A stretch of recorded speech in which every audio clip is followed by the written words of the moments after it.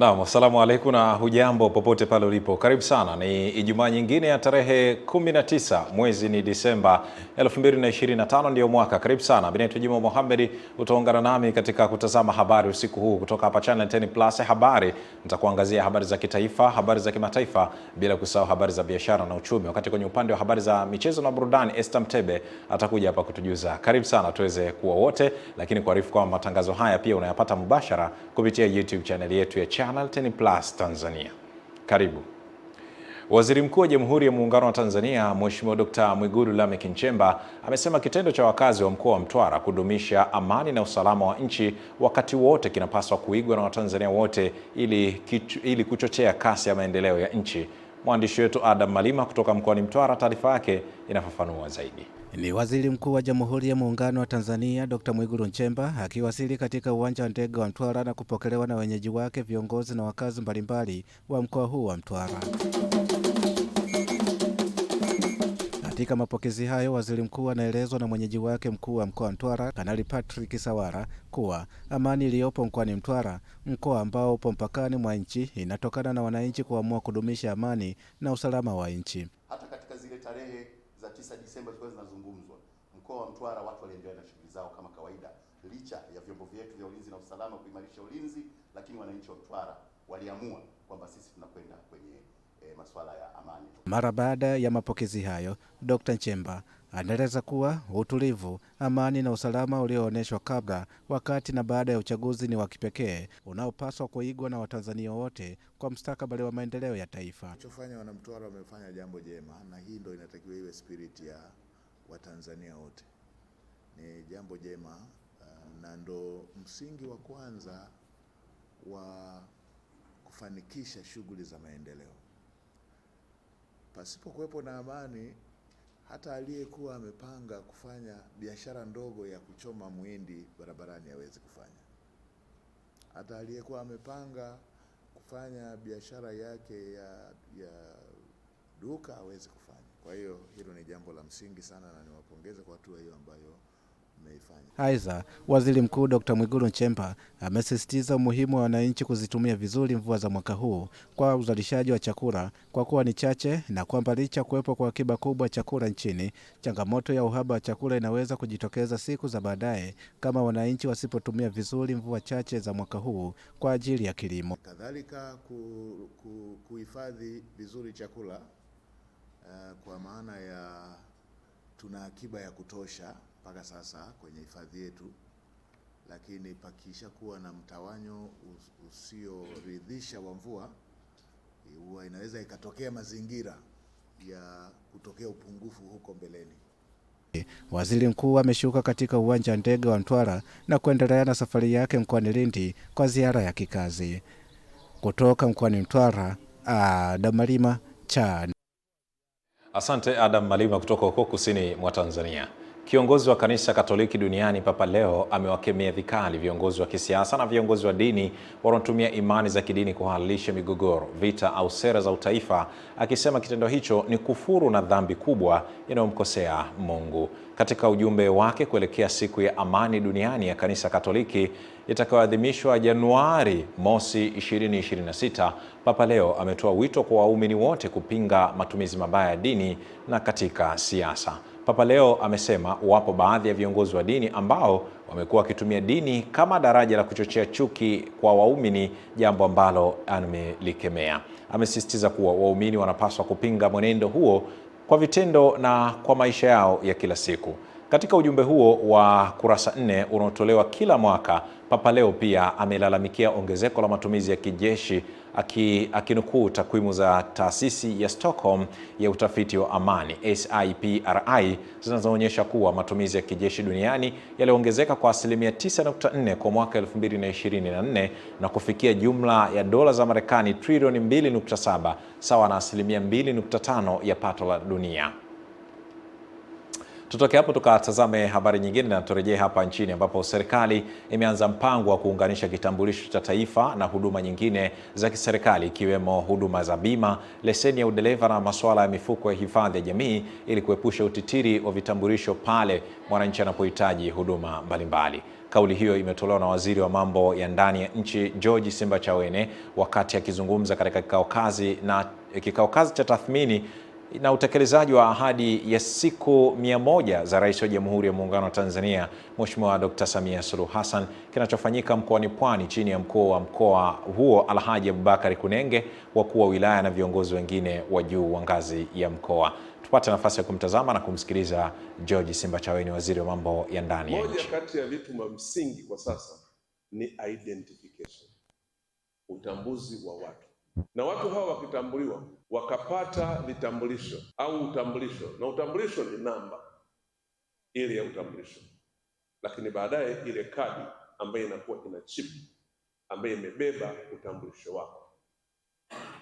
Kwa hivi sasa hatua tuliyopo ni kwamba kitambulisho chetu kile kinabeba pia huduma nyingine, yani ile chip ina milango ya kuingizia na kutoa huduma nyingine. Unaweza ukabeba pesa kwenye kile kitambulisho, ukabeba utambulisho kwa ajili ya NHIF. Sasa hivi bima ya afya iko mle. Unaweza ukabeba utambulisho kwa ajili ya mifuko ya jamii. Tunaendelea kidogo kidogo kufanya hiyo integration, lakini mpaka sasa hivi huduma kadhaa zimo kwenye kitambulisho chetu.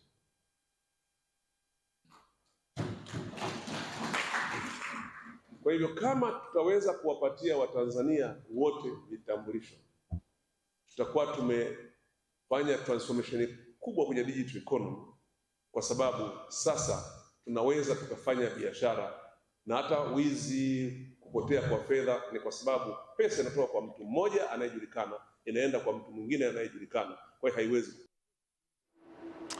Aya, tukitoka hapo tukatazame harakati za jeshi la polisi katika kupunguza ajali barabarani hususan kipindi hiki cha mwisho wa mwaka. Jeshi la polisi nchini kupitia kikosi cha usalama barabarani limefanya ukaguzi maalum wa mabasi ya abiria kwa ajili ya kudhibiti ajali zitokanazo na ongezeko kubwa la abiria kuelekea sikukuu za mwisho huu wa mwaka.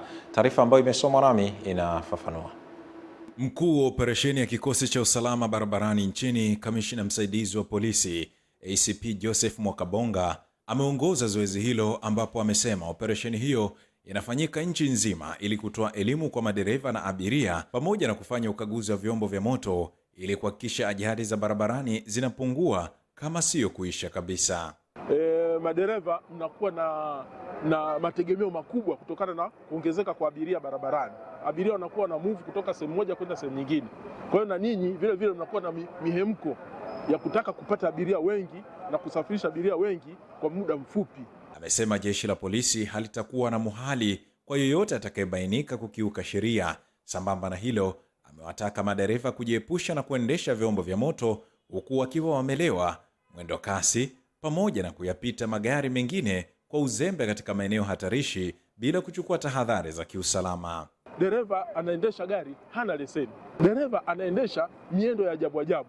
Sisi tuko barabarani, tunaona jinsi mnavyoendesha barabarani, mnavyopinda makona, mnavyo overtake ovyo maeneo hatarishi. Sasa hayo mambo kwa kweli mtakuja kuwaona mapolisi, jeshi la polisi wabaya, kwa sababu hatutakuwa na msamaha wowote. Tunapoongea nao tunaambiwa lipa nauli halali ile ile abiria uliyezoea kuilipa kila mwaka. Kwa hiyo kwa sababu hiyo inabidi tutoe elimu kwa nguvu sana kwa ajili ya abiria ambao umekuja hapa, wametuelimisha vizuri. Tunatakiwa sisi kama sisi tuweze kudhibiti, tukiepusha ajali barabarani. Juma Mohamed. Haya, tukatazame kwingineko. Waziri wa Nchi Ofisi ya Makamu wa Rais, Muungano na Mazingira, Mhandisi Hamadi Yusuf Masauni amesema serikali itaendelea kuimarisha muungano ili kuleta manufaa kwa wananchi kwa kuzingatia misingi ya waasisi. Amesema tangu kuasisiwa kwake muungano umeendelea kuimarisha umoja na mshikamano na kuimarisha mafanikio makubwa katika nyanja za kisiasa, kiuchumi na kijamii, na hivyo kukuza uhusiano baina ya Tanzania na jumuiya za kimataifa. Mheshimiwa Masauni amesema hayo leo wakati akifungua semina ya wahariri wa vyombo vya habari Zanzibar na kusisitiza miaka 61 ya muungano imeleta faida kubwa katika kuimarisha maisha ya wananchi na jamii kwa ujumla. Amesema vyombo vya habari vina wajibu wa kuhakikisha taarifa zinazoandikwa na kutangazwa kuhusu muungano zinajikita zaidi katika kujenga umoja wa kitaifa sambamba na kuitisha mijadala yenye taswira chanya katika kuweka pamoja ama kuwaweka pamoja wa Tanzania. Tupate nafasi ya kumsikiliza na kumtazama Waziri Hamad Yusuf Masauni. Hii ni sehemu ya mkakati kabambe ambapo Wizara ya Nchi, Ofisi ya Makamu wa Rais imeuandaa wa kufikisha elimu kwa umma. Lengo ni kutibu lile ombwe la upungufu wa ukosefu wa elimu kwa umma kuhusu muungano, hususan kwa vijana wetu. Kwa Wizara ya Nchi, Ofisi ya Makamu wa Rais imesema haitakaa isubiri maadhimisho ya sherehe za muungano ndipo ianze kuandaa makongamano na semina, na kwamba utaratibu wetu ambao tumejipangia ni kwamba kuanza maadhimisho ya sherehe ya muungano moja mpaka kuja nyingine, tutakuwa na program kabambe za utoaji wa elimu. Tuelekee katikati mwa nchi ya Tanzania. Mkurugenzi mkuu wa Mamlaka ya Udhibiti wa Ununuzi wa Umma PPRA Bwana Dennis Simba amewaasa wasimamizi wa miradi mbalimbali ya ujenzi nchini kuhakikisha wanakuwa mstari wa mbele kusimamia sheria ya ununuzi wa umma inayowataka wakandarasi wazawa kupewa miradi yote iliyopo chini ya shilingi bilioni 50. Kutoka Dodoma tuungane na mwanahabari Roda Simba. Mkurugenzi huyo ameyasema hayo katika ziara ya bodi ya wakurugenzi wa PPRA iliyofanyika katika mradi wa barabara ya mzunguko jijini Dodoma, ambapo hapa anasisitiza matumizi ya wakandarasi wazawa katika miradi iliyo ndani ya uwezo wao. BOT juzi hapa amekuja na product ambayo itakuwa ina guarantee local companies. Na products nyingi zinakuja. Kwa sasa ni wakati wa makampuni ya wazawa kuchangamkia hizo fursa. Lakini hayo yote yatawezekana, mimi naamini nyie wasimamizi wa miradi ambao mnashiriki katika evaluation ya miradi kusema inawezekana. Ikiwa miradi complicated mikubwa sawa, lakini miradi ya kawaida tunaweza. Na kweli mpata nafasi ya kusimamia, be critical. Sema bwana, hapana, hii barabara inatakiwa iwe ya kiwango fulani. Awali akizungumza katika ziara hiyo, msimamizi wa mradi wa barabara ya mzunguko ya Dodoma, Mhandisi Yohana Athman, anaeleza. Changamoto iliyopo ni financial problem kwa upande wa upande wa wakandarasi wa ndani. Unakuta miradi kama hii hawezi kuitekeleza ndani ya muda mrefu bila kufanyaje, kupewa malipo on time. Kwamba unakuta wakandarasi wa nje, kwa mfano kama wa China, hela zinapochelewa na uwezo wa kufanya na anaweza kufanya kazi ndani ya muda mrefu bila kupewa malipo. Kwa changamoto inayokuja wakandarasi wa ndani, kama anaweza akacheleweshwa malipo ndani ya muda mfupi, kazi zikaanza kusuasua. Ziara hiyo ni sehemu ya juhudi za PPRA kufuatilia utekelezaji wa miradi ya kimkakati nchini na kuhakikisha thamani ya fedha inazingatiwa, sambamba na kusisitiza uwazi, uwajibikaji na kuimarisha ushiriki wa wazawa katika miradi mikubwa ya maendeleo. Kutoka Dodoma, Roda Simba, Channel 10. Asante Roda Simba kutoka jijini Dodoma. Mkuu wa mkoa wa Katavi Mwanamvua Mirindoko ametoa wito kwa wananchi wa Katavi kuchangamkia fursa ya kununua majiko bunifu kwa bei ya ruzuku ya shilingi 7,500 yanayosambazwa kupitia wakala wa nishati vijijini REA ili kulinda afya, kuokoa misitu na kuhifadhi mazingira. Tupate taarifa zaidi.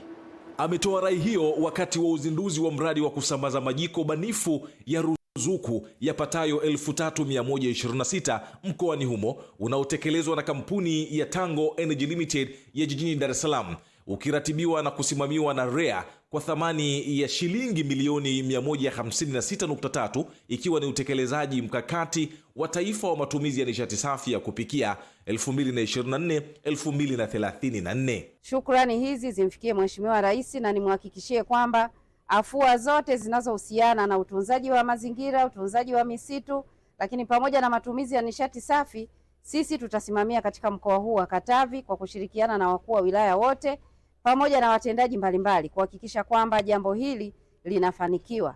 Akitambulisha mradi huo, mtaalamu wa nishati na jinsia kutoka REA Dr. Joseph Sambali amesema majiko hayo yanauzwa kwa shilingi 7,500 badala ya shilingi 59,000 kwa kuwa serikali kupitia REA imetoa ruzuku ya 85% sambamba na kuondoa kodi ya ongezeko la thamani yani VAT ili kumpa unafuu mwananchi. Majiko haya ni majiko yenye ufanisi mkubwa kwa sababu yanatumia nishati ya kuni kidogo au mkaa, pamoja na kwamba yanalinda afya. Ile majiko yetu yanakuja na udhamini warranty ya mwaka mmoja.